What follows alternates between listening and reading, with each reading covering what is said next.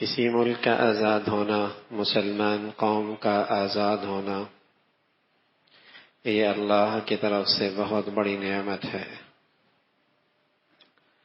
آزاد مملکت، مسلمان قوم کی آزادی، یہ اللہ کی طرف سے ایک انعام ہے۔ بانی پاکستان قائد اعظم محمد علی جناح کی قیادت میں مسلمانوں کو یہ ملک 1947 میں بڑی مبارک رات تھی، شب قدر کی 27ویں رمضان، شب قدر کی رات، جمعۃ الوداع۔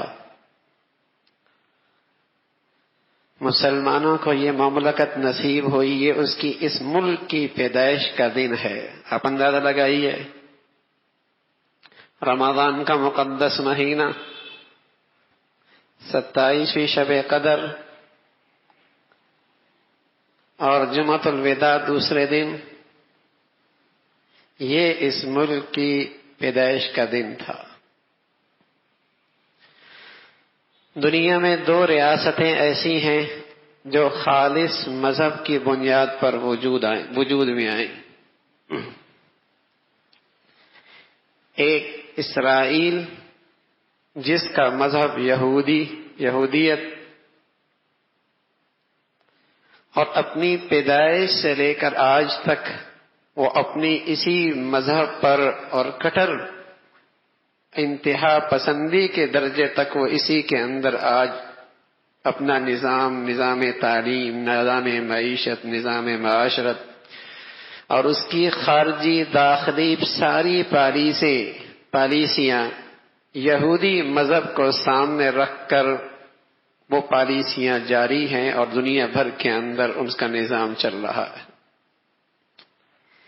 دوسری مذہب کی بنیاد پر جو ریاست ملی وہ یہ وطن عزیز ہے۔ بڑے بتاتے ہیں، کتابوں میں لکھا ہے کہ جب یہ آزادی کا وقت قریب آ رہا تھا تو یہ آواز گلی کوچوں میں مسلمان لگایا کرتے تھے، بن کے رہے گا پاکستان، بٹ کے رہے گا ہندوستان، پاکستان کا مطلب کیا؟ لا الہ الا اللہ۔ بن کے رہے گا پاکستان، بٹ کے رہے گا ہندوستان، پاکستان کا مطلب کیا؟ لا الہ الا اللہ۔ بلکہ ہم جب چھوٹے بھی تھے تو تب بھی مسلمانوں کے معاشرے میں جب یہ 14 اگست آتی تھی تو بچوں کے زبان پر یہ نعرہ ہوا کرتا تھا، اسکولوں کے اندر بھی، گلے بازاروں کے اندر بھی، لا الہ الا اللہ۔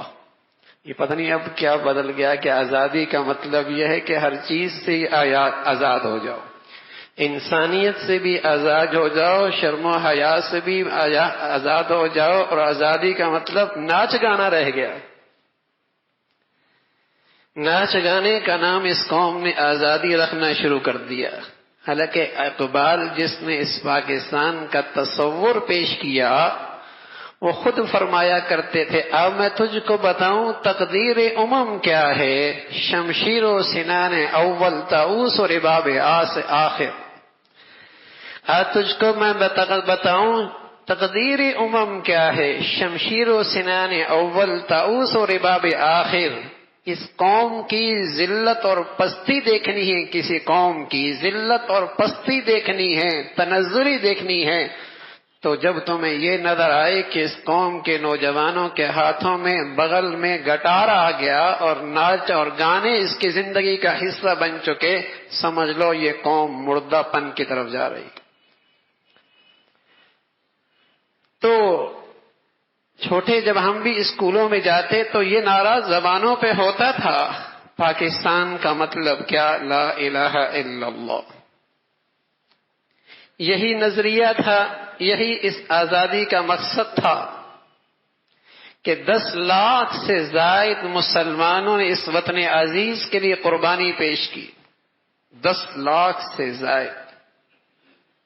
یہی ایک نعرہ تھا جس میں ساری برادری، ساری زبانوں، سارے لسانیت، ساری علاقیت کے سارے بت گرا کر اسلام کی وحدت پہ پورے مسلمانوں کو متحد کر دیا تھا.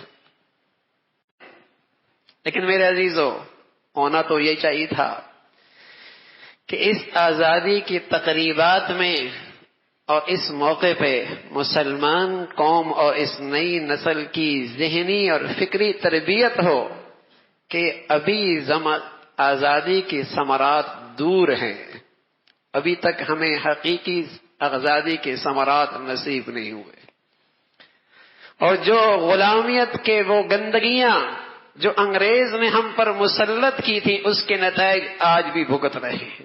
خانہ جنگی جو نتیجہ ہے اس نظام حکومت کا جس میں اقربا پروری، اور جو نتیجہ ہے سرمایہ دارانہ نظام کا اور فرقہ واریت کی ازدہا اور مغربی نظام تعلیم نے اس وطن عزیز کی بنیادیں کھوکھلی کر رکھی ہیں.